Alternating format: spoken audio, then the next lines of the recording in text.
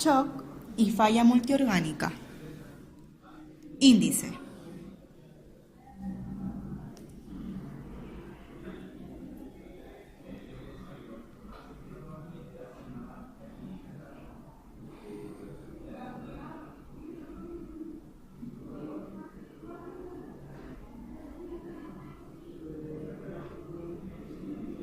En este video hablaremos de dos temas muy importantes en la medicina veterinaria, que es el shock y cómo se relaciona con la falla multiorgánica. Cuando se habla de shock, no nos estamos refiriendo a una enfermedad, sino más bien a una consecuencia de múltiples anomalías en el paciente que llevan a una falta de oxigenación de los tejidos. En veterinaria es un tema muy importante de tratar, ya que muchos de nuestros pacientes sufren traumatismos, por ejemplo un atropello, como causa primaria de la consulta. Este atropello va acompañado de una hemorragia que va a disminuir la volemia, causando un shock hipovolémico que, si no se trata a un tiempo adecuado, tendrá una mortalidad muy alta, ya que en una etapa avanzada se podría producir una falla múltiple de órganos que se define como la falla de dos o más órganos que se desencadenan por la respuesta inflamatoria sistemática ocasionada por el shock. Shock. Shock es un término para describir la falta de flujo sanguíneo a lo largo del cuerpo, ocasionando trastornos celulares, metabólicos y hemodinámicos.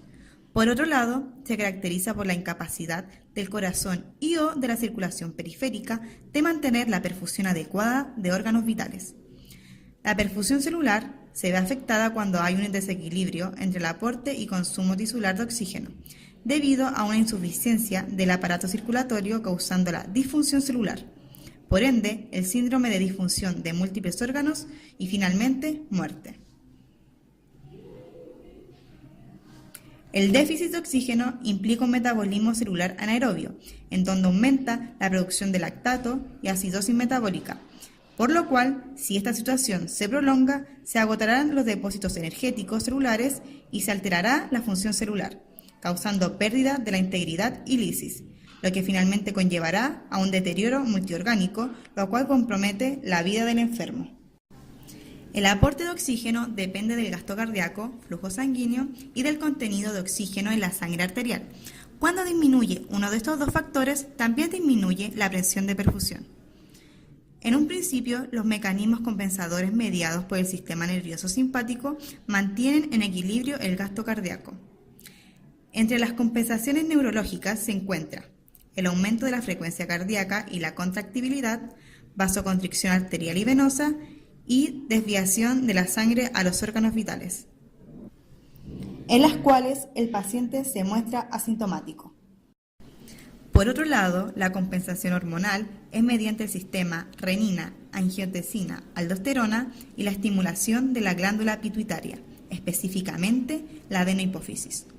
Al activarse la renina, se producirá angiotensina 2, que va a generar vasoconstricción y secreción de aldosterona, que va a retener iones y por ende agua. Además, cuando se estimula la adenohipófisis, esta secreta la hormona adrenocorticotropa, la cual va a estimular a la glándula suprarrenal y va a producir corticoides. Etapas del shock. El shock se divide en tres etapas clínicas: la compensatoria, la descompensatoria temprana y la descompensatoria terminal. La etapa compensatoria, generalmente, los signos pasan desapercibidos o se consideran erróneamente normales. Estos signos implican frecuencia cardíaca y respiratoria normal o levemente elevada, membranas mucosas inyectadas y tiempo de llenado capilar disminuido, debido a la vasodilatación periférica de este síndrome. Además, presenta una presión arterial normal y presión de pulso de normal aumentada. Las membranas mucosas inyectadas y la presión de pulso aumentada escasamente se detectan en los gatos, a diferencia de los perros. El pronóstico de los pacientes será bueno, siempre y cuando se actúe rápidamente contra la causa y se otorgue una terapia de soporte adecuado. En la etapa descompensatoria temprana, los mecanismos de compensación se ven sobrepasados, por lo cual los signos contemplados son taquicardia, presión de pulso normal a disminuida, hipotensión, membranas mucosas pálidas, tiempo de llenado capilar prolongado y disminución de la temperatura corporal.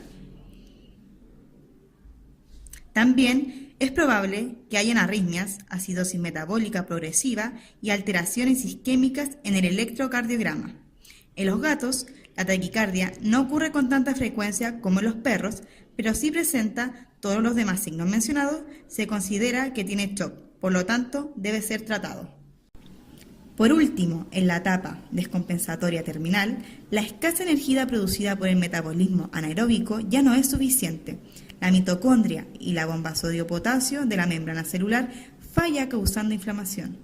Los signos clínicos incluyen bradicardia, hipotensión severa, membranas mucosas pálidas o grises, ausencia de llenado capilar, pulsos débiles o ausentes, disminución de los sonidos cardíacos, temperatura corporal baja, estupor y además puede presentar oliguria o anuria.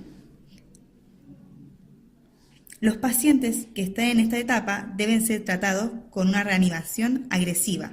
De lo contrario, se producirá un paro cardiopulmonar y posteriormente la muerte.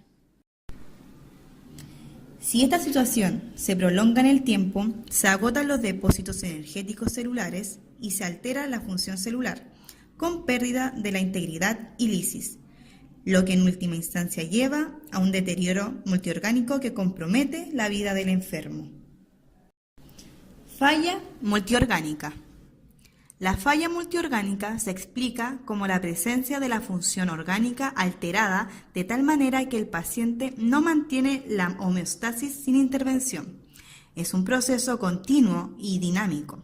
Tiene gran mortalidad en humanos y animales. La fisiopatología es compleja y multifactorial. Hay varios mecanismos sugeridos para el desarrollo de la falla, incluyendo algunos como daño celular o hipoxia debido a un shock cardiogénico, translocación bacteriana o componentes microbianos de tracto gastrointestinal debido a un shock séptico, una respuesta sobreestimulada del sistema inmune o shock anafiláctico y por una disfunción mitocondrial debido a la misma hipoxia que genera daños irreversibles en la mitocondria. La falla puede ser primaria por una lesión conocida o secundaria por enfermedad o consecuencia de la respuesta inflamatoria sistémica.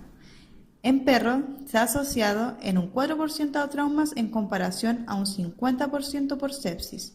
La sepsis también puede ser inducida por manejo, es decir, en la reanimación, procedimientos invasivos o el uso de drogas. Se ha propuesto 3 patrones para explicar el inicio de la falla. El primero es un solo golpe, donde se desarrolla una falla de un órgano como resultado de injuria inicial. El modelo de 2 golpes plantea que independientemente de una infección, una lesión inicial impacta y prepara los procesos inflamatorios y una segunda lesión desencadena la liberación de mediadores en la respuesta inflamatoria exagerada, lo que conduce a la falla multiorgánica. El tercer modelo implica injuria continuada que causa la disfunción. Tanto en humanos como animales se han reconocido diversas formas de disfunción orgánica. Predominantemente caracterizados son los síntomas hepático, respiratorio, gastrointestinal y cardiovascular. Disfunción hepática. La primera etapa se debe a una hipoperfusión hepática que deriva a una disminución de síntesis de proteínas, gluconeogénesis y glucogenólisis. La segunda etapa se debe a la activación de las células de Kupffer y a la siguiente activación de citoquinas. Disfunción respiratoria corresponde a una manifestación que se relaciona con el síndrome de dificultad respiratoria aguda, en donde hay infiltración de neutrófilos al pulmón y daño en la barrera alvéolo capilar, resultando un edema pulmonar con producción de citoquinas que mantienen la inflamación. Disfunción gastrointestinal se describe como disminución de la motilidad, diarrea y translocación bacteriana, esta última asociada a mecanismos de alteración en la microbiota gastrointestinal. Por otro lado, la respuesta inflamatoria sistémica es un cuadro subclínico o progresivo que se caracteriza por sepsis cuando está asociado a un proceso infeccioso. Esta respuesta ocurre por un desequilibrio en mediadores de la inflamación causado por la translocación bacteriana, donde se produce anteriormente una isquemia de la mucosa y ruptura de la barrera intestinal. Este paso de bacterias y endotoxinas induce la activación del sistema inmunoinflamatorio local y la activación de las células Kupffer en el hígado, aumentando la producción de mediadores que exacerban la respuesta inflamatoria sistémica y aumentan la permeabilidad intestinal. Por lo tanto, se plantea que el sistema inmune sería el motor de la falla multiorgánica y el intestino el pistón de este motor. Fisiopatología de falla multiorgánica. Los leucocitos neutrófilos son uno de los primeros elementos en activarse ante una lesión y liberan extracelularmente una gran cantidad de anión superóxido que es citotóxico.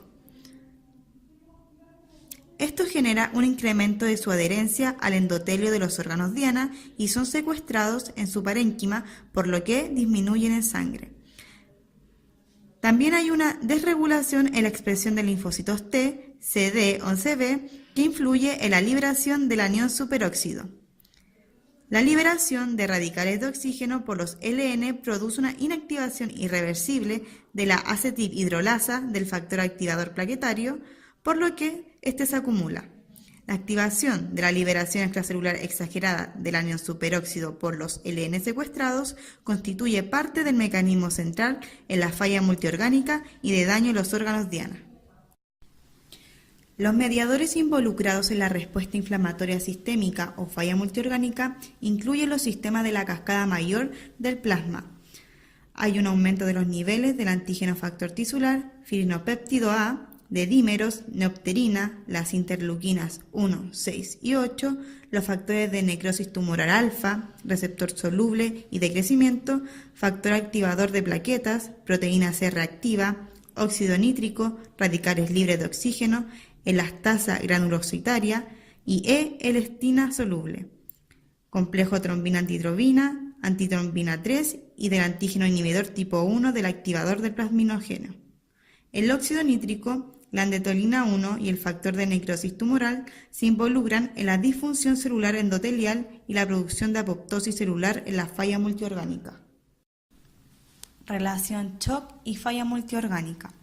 Durante el proceso de shock, tanto la hipoperfusión como la hipotensión resultan en el sistema inmune excedido durante el shock séptico.